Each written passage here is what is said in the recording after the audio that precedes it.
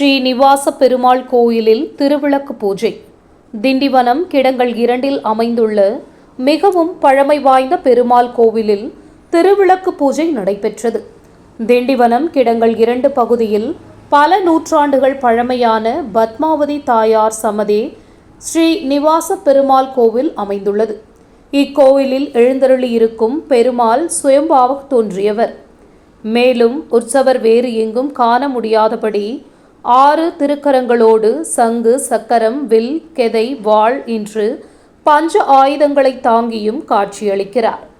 மேலும் மார்பின் இருபுறமும் ஸ்ரீதேவி, பூதேவி என 2 தாயாரும் எழுந்தருளியிருப்பது, திருவடியில் கருடன் ஆஞ்சநேயர் எழுந்தருளியிருப்பது, ஒரு கரத்தில் ஆதிசேஷனை பிடித்திருப்பது, மற்றொரு கரத்தில் வேத புத்தகத்தை வைத்திருப்பது என பல சிறப்புகளை உடையவராக காட்சியளிக்கிறார். இக்கோயிலில் பழந்தெய்வமான சேஷ்டா தேவியும் எழுந்தருளி இருக்கிறார். இப்படி பல சிறப்பு வாய்ந்த இக்கோவிலில் தை மாத வெள்ளிக்கிழமை பஞ்சமி திதியுடன் கூடிய நாளான நேற்று உலக நன்மைக்காக திருவிளக்கு பூஜை நடைபெற்றது.